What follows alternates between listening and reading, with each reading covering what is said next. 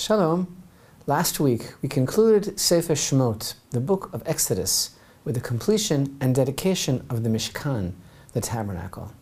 Now Hashem has a place that we have welcomed him into, as it were. This is why he took Israel out of Egypt in the first place. So now we're in business.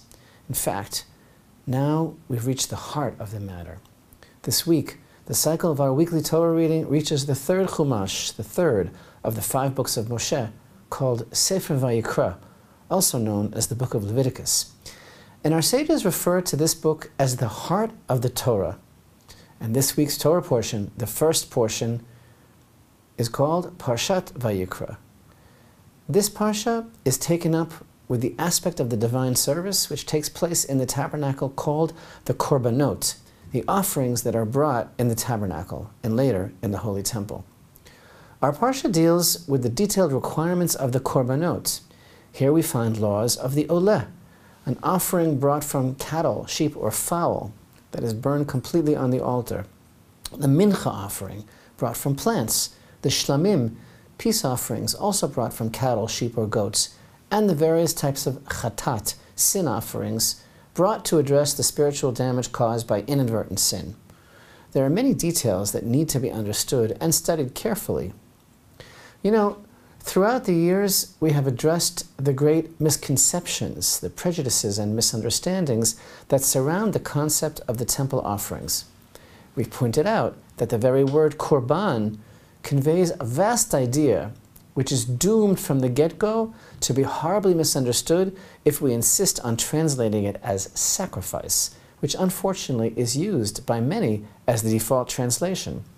To call a korban a sacrifice disfigures, hopelessly mangles what it's really all about. It's just wrong. That's why we use the word offering, because sacrifice means giving something up, being deprived. But korban comes from the Hebrew word meaning to draw close, to become engaged in a close relationship. We've also emphasized throughout the years the amazing, indisputable fact that throughout the entire book of Vayikra, the only name of God that's mentioned is the name of Hashem, spelled Yud and He, Vav and He, the name of mercy and kindness, because God's unconditional love for man, the center of his creation, is the foundation of the entire concept of the temple offerings. It's a kindness to man.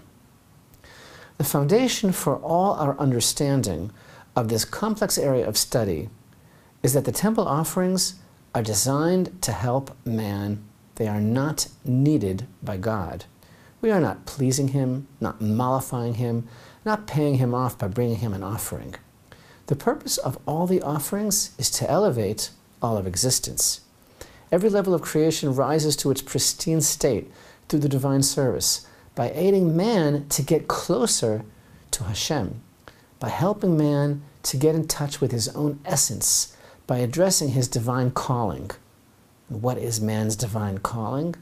Man's divine calling is to constantly become a man, to separate his godly soul and consciousness from the animal within him, the base animal nature.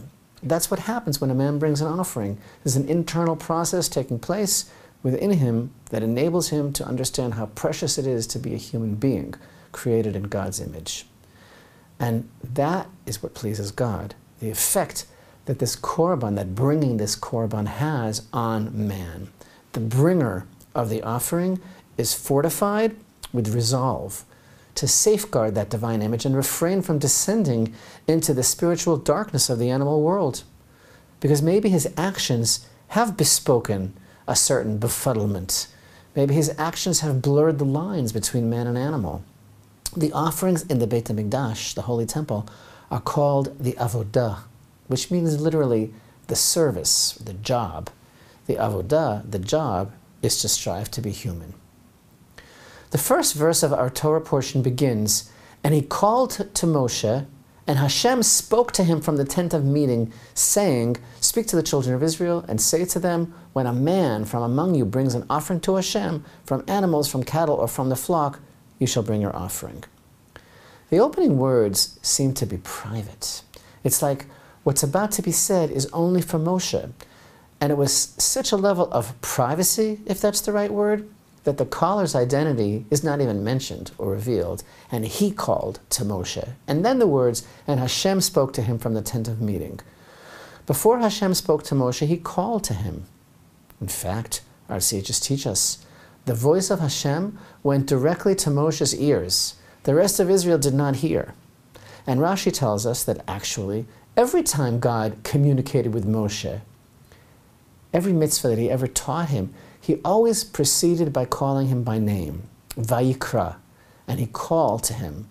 The very name of our book is a sign of affection, but the divine voice emanated from the tent of meeting and only Moshe could hear. So open up your heart in the deepest way. What does this mean? This calling to Moshe.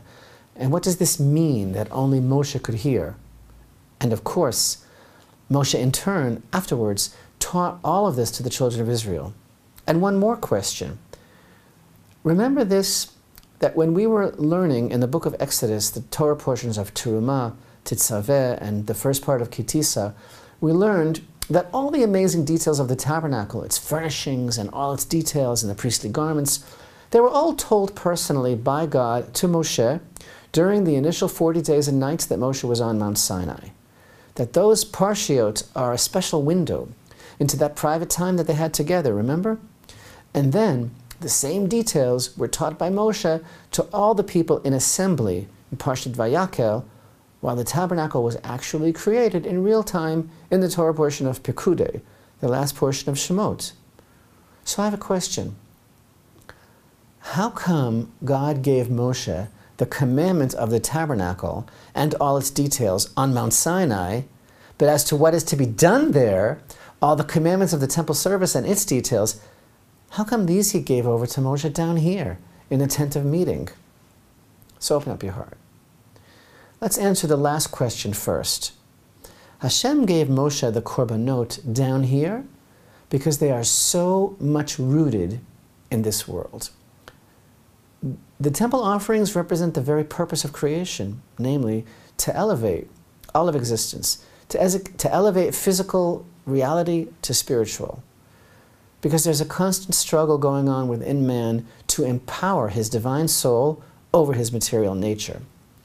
When he succeeds in doing this, he elevates the whole world together with him. Creation presents man with an opportunity for choosing between right and wrong, choosing between good and evil. Our choices are constant and the stuff of life. Now, you know that the Torah is written in a special Hebrew script.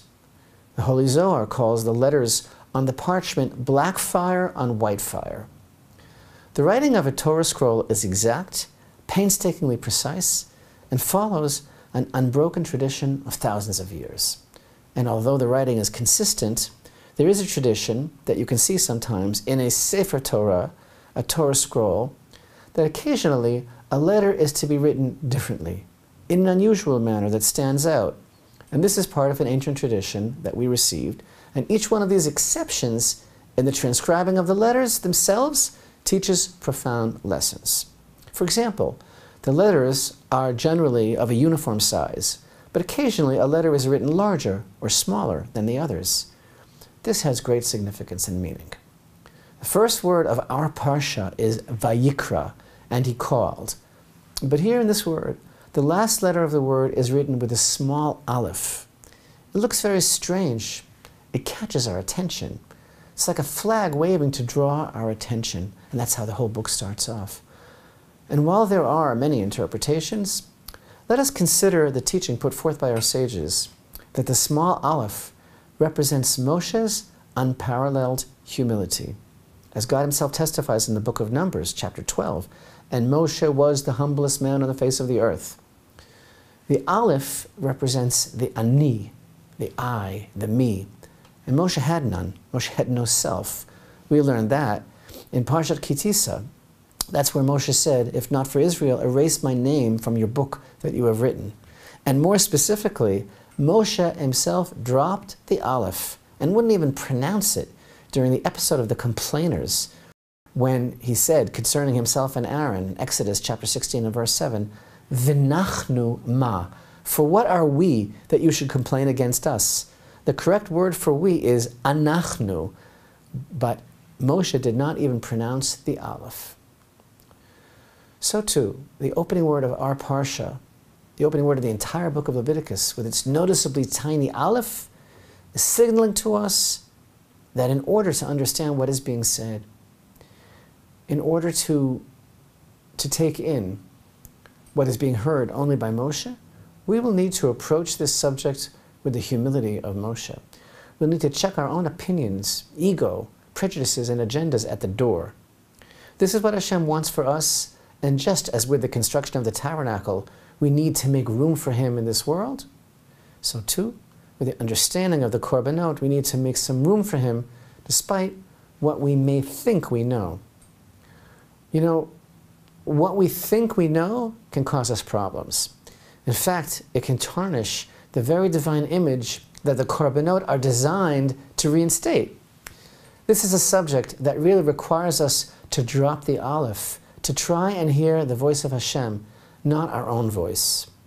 There's a tradition taught by our sages that when little children are ready to study Torah, when they're ready to begin their career of Torah study, they should begin their studies not, as you might think, at the beginning, with the book of Bereshit, Genesis, but with the book of Vayikra. Leviticus deals a lot with purity, the laws of purity that are in effect at the time the Holy Temple stands. To understand and appreciate the service of the Korbanot requires a purity of heart, devoid of agenda. Thus the sages declare, regarding the children's study of Vayikra, let the pure come and study about the pure. Before children join the jaded world of adults, before they become initiated into the society of disbelief and mockery, while they are still of pure heart, perhaps they can hear Hashem's still small voice. They have no Aleph yet. So open up your heart. Hat tip and deepest thanks to my good friend Jim. Jim is a great scholar in his own right, and Jim loves Hashem. So I get an email from Jim, and this is what he writes. Dear Rabbi, in the past, you've taught that one of the many reasons for Korbanot is to establish the distinct divide between humanity and the animal world. With that in mind, did you see this article? It illustrates the muddled moral morass that so-called intellectuals exhibit on this question of separating us from beasts. He's actually promoting the idea of creating a human-chimpanzee hybrid. Ladies and gentlemen, dear sweet viewers, if I wouldn't have seen the following with my own eyes, I don't think I would have believed it. It is extremely relevant to our Parsha and to every word of our discussion, so I must bring it to your attention. It's one of the most horrible things that I've ever seen. This is an article from issue number 58 of Nautilus, a science magazine founded in 2013, an article written by one David P. Barash, a professor of psychology emeritus, I'm not surprised, at the University of Washington. This article is a somewhat modified form from a chapter in his next book called Through a Glass Brightly, Using Science to See Our Species as It Really Is, which will be published this summer, 2018, by Oxford University Press. Bear with me, please, if you dare, even as you weep. I'm going to read just a little from this article. The article is entitled, It's Time to Make Human-Chimp Hybrids. The human Z is both scientifically possible and morally defensible. It is a bit of a stretch, but by no means impossible or even unlikely that a hybrid or a chimera combining a human being and a chimpanzee could be produced in a laboratory. After all, human and chimp share, by most estimates, roughly 99% of their nuclear DNA. It is not unreasonable to foresee the possibility, eventually perhaps the likelihood, of producing human Zs or chip humans. Such an individual would not be an exact equal parts of each combination, but would be neither human nor chimp, rather something in between. If that prospect, I'm continuing to quote from the article directly, if that prospect isn't shocking enough, here's an even more controversial suggestion. Doing so would be a terrific idea. This isn't Rabbi Richman speaking, this is the article, please. Continuing. The year 2018 is the bicentennial of Mary Shelley's Frankenstein, subtitled The Modern Prometheus. Haven't we learned that Prometheus' hubris leads only to disaster, as did the efforts of the fictional Dr. Frankenstein? But there are also other disasters currently ongoing, such as the grotesque abuse of non-human animals, facilitated by what might well be the most hurtful, theologically driven myth of all times, that human beings are discontinuous from the rest of the natural world, since we were especially created and endowed with souls, whereas they, all other creatures, were not. Moreover, I propose that the fundamental take-home message of such creation would be to drive a stake into the heart of that destructive disinformation campaign of discontinuity, of human hegemony over all other living things. On the other hand, it seems equally likely that faced with individuals who are clearly intermediate between human and ape, it will become painfully obvious that a rigid distinction between the two is no longer tenable. But what about those presumably unfortunate individuals thereby produced? Neither fish nor fowl, wouldn't they find themselves intolerably unspecified and inchoate, doomed to a living hell of biological and social indeterminacy? This is possible, but it is at least arguable that the ultimate benefit of teaching human beings their true nature would be worth the sacrifice paid by a few unfortunates. This is such a leftist. It is also arguable, he writes, moreover, that such individuals might not be so unfortunate at all. For every chimp human or human Z frustrated by her or his inability to write a poem or program a computer, there could equally be one delighted by her ability to do so while swinging from a tree branch. And, more important, for any human being currently insistent upon his or her species' specialness to the ultimate detriment of literally millions of other individuals of millions of other species, such a development could well be a real mind expander and paradigm buster. Looking favorably on the prospect of a human Z or a chimp human will likely be not only controversial, but to many people downright immoral. But I propose that generating human Zs or chimp humans would not only be ethical, but profoundly so, even if there were no prospect of enhancing human welfare. How could even the most determinately homocentric, animal-denigrating religious fundamentalist maintain that God created us in His image and that we alone harbor a spark of the divine, distinct from all other life forms, once confronted with living beings that are indisputably intermediate between human and non-human? In any event, the nonsensical insistence that human beings are uniquely created in God's image and endowed with a soul, whereas all other living things are mere brutes, and has not only permitted but encouraged an attitude toward the natural world in general and other animals in particular that has been at best indifferent and more often downright antagonistic, jingoistic, and in many cases intolerably cruel. This is a self-serving myth. End quotation. That was really exhausting. So everything that we're saying today in our attempt to get a grasp on the subject of the Korbanot, the temple offerings, everything that we've been saying, the very purpose of the divine service of the Korbanot in the temple being to remind a human being of his divinely given humanity, this scientist is also addressing and validating completely my assertion that man is still cascading down the slippery slope that will ultimately lead to man's undoing. Did you get what he said? That the most hurtful myth of all time is that man was created with a divine soul? And of course, once you establish that man is no different than a chimpanzee, that the two are interchangeable, then, and this is the plan of such people, then man is released from all responsibility and is green-lighted to live as an animal, because human life is meaningless and there is no calling. And what right do we have to be so hurtful, thinking that we are better than the animals? Thus our sages teach us, open your heart in the deepest way. We are taught that in the generation of the flood, bestiality was institutionalized and marriage was complete with marriage contracts performed between man and animals. So I wanted to investigate this Nautilus magazine. What is it? And I found a review in the New York Times written when it first came out in 2013. It states there that its first issue, which appeared online on April 29, 2013, focuses on a single theme: what does or does not make the human race special? So this is the agenda. The review states that the magazine uses an epigraph that the magazine uses as an epigraph a 1995 statement from famed physicist Stephen Hawking, the English physicist and man about the universe. And this is the statement, which is the flagship of the magazine.